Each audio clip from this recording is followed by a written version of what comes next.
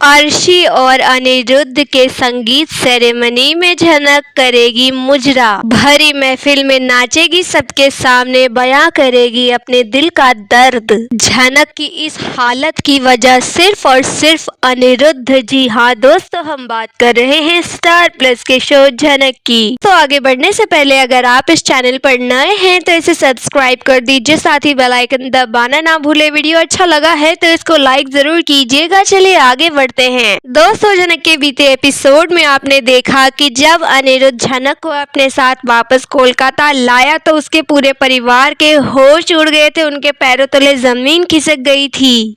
वो लोग यकीन नहीं कर पा रहे थे कि इस बला को क्यों दोबारा से अनिरुद्ध इस घर के अंदर ले आया है। जब ये चली गई थी, सुख शांति थी इस घर में, तो दोबारा से मुसीबत क्यों लाया है।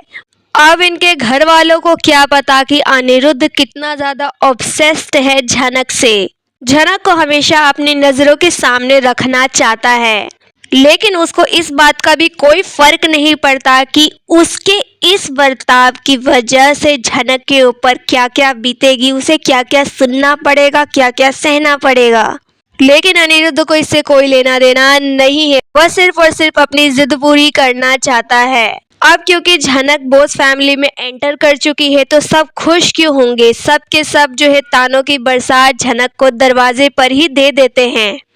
अपू दी, बोडोमा और छोटौन के अलावा कोई भी खुश नहीं है झनक को दोबारा उस घर में देखकर। लेकिन दोस्तों, झनक को जलाने के लिए यहाँ पे विपाशा और बाकी घर वाले कहेंगे कि अर्शी और अनिरुद्ध की संगीत सेरेमनी होने वाली है और इन लोगों ने झनक को बेइज्जत करने के लिए प्लानिंग प्लॉटिंग भी शुरू कर दी है। ये लोग जानबूझ के झनक को कहेंगे कि तुम जो है इतना अच्छा नाचती हो। अर्शी कहेगी तुम मेरे लिए एक डांस परफॉर्मेंस रेडी करना, मेरी संगीत सेरेमनी है तो मैं चाहती हूँ कि तुम सबसे अच्छा डांस करो वहाँ पे।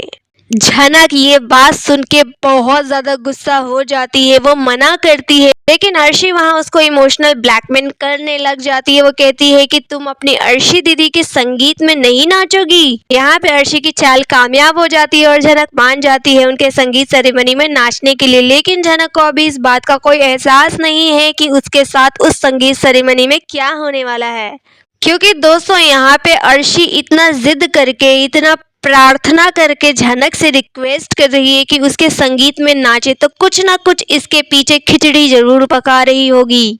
यहाँ वो विपाशा और बाकी घर वालों के साथ मिलकर झनक के साथ ऐसा कुछ करने वाली है जिससे झनक को शर्मसार होना पड़ेगा सबके सामने। लेकिन उनकी क्या प्लानिंग प्लॉटिंग है, इसके पीछे क्या साजिश है, ये तो एपिसोड में देखने के बाद ही पता चलेगा। लेकिन यहाँ पे झनक को सबके सामने भरी महफिल में नाचना होगा, ये बहुत दुख की बात है। वो नहीं चाहती है नाचना, लेकिन फिर भी उसे नचाया जा रहा है, जबरदस्ती और तमाशा बनाया जा रहा है उसका। क्या वो वापस कोलकाता इसी चीज के लिए आई थी? कश्मीर में रहकर वो अपनी जिंदगी अच्छे से बना सकती थी, अपने करियर पे फोकस कर सकती थी, लेकिन अनिरुद्ध ने अपनी जिद के खातिर यहाँ दोबारा से झनक को उसी महफिल में लाके खड़ा कर दिया है। यहाँ पे झनक की जो भी हालत है उसके पीछे सिर्फ और सिर्फ अनिरुद्ध ही है। इधर झनक भी अनिरुद्ध से कहती है कि अगर मैं आपके साथ रहूंगी तो आपको पता है कि दुनिया क्या कहेगी। यहाँ पे झनक को ये सारी चीजें अच्छी नहीं लगती। वो इस बारे में जाके अनिरुद्ध से कहती है, वो कहती है कि प्लीज मुझे जाने दीजिए। अनिरुद्ध कहता है कि तुम इस घर में अगर नहीं रहना चाहती तो कोई बात नहीं, लेकिन इसी शहर में मैं तुम्हारे लिए दूसरा घर ढूंढ दूंगा, तुम वहाँ आराम से रहना। झनक कहती है कि नहीं, मैं इस शहर में नहीं रहना चाहती, मैं वापस मुंबई चली जाऊंगी, वहां अपने करियर पे ध्यान दूंगी। लेकिन अनिरुद्ध कहता है कि जरूरी नहीं है कि तुमने जो कह दिया है वही होगा। माना कि तुमने मेरी फैमिली को कहा है कि तुम मुंबई वापस चली जाओगी, अपने करियर पे फोकस करोगी, लेकिन तुम इस शहर में रहकर भी वो सारी चीजें कर सकती हो, मैं सारे इंतजाम कर दूंगा तुम्हारे लिए। झनक अनिरुद्ध की ऐसी बहकी बहकी बातें सुनकर क्वेश्चन करती है कि आपको पता है कि इन सब चीजों के बारे में समाज क्या कहेगा, लोग मुझे किस नाम से पुकारेंगे, मुझे लोग दूसरी औरत कहेंगे। ये बात सुनकर अनिरुद्ध को गुस्सा आता है और झनक यहाँ रुकती नहीं है, वो कहती है कि लोग मुझे रखेल भी कह सकते हैं। जब आपकी जिंदगी में ऑलरेडी कोई औरत है, आप उससे शादी कर रहे हैं, वो आपकी वाइफ बनने वाली है, तो आप मेरे पीछे क्यों पड़े हैं? आप मुझे क्यों अपने आसपास रखना चाहते हैं? समाज इसको स्वीकार नहीं करता।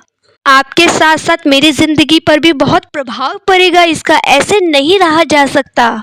खैर, ये सारी बातें तो अनिरुद्ध के समझ के परे है। अगर वो इतना ही दावा करता है झनक के साथ, तो सबके सामने स्वीकार क्यों नहीं करता कि वो उसकी पत्नी है और वो उसी के साथ रहना चाहता है? क्यों वो बर्बाद कर रहा है अर्शी की जिंदगी? खैर, ये सारी चीजें तो अभी क्वेश्चन मार्क ही है। किसी को समझ में नहीं आ रहा कि आखिर अनिरुद्ध चाहता क्या है, क्या दिखाया जा रहा है शो के अंदर। वेल दोस्तों, अगर आपकी यहाँ कोई राय है तो आप हमको जरूर बताइए। वीडियो अच्छा लगा है तो इसको लाइक कीजिए, सब्सक्राइब कीजिए फॉर मोर अपडेट। धन्यवाद।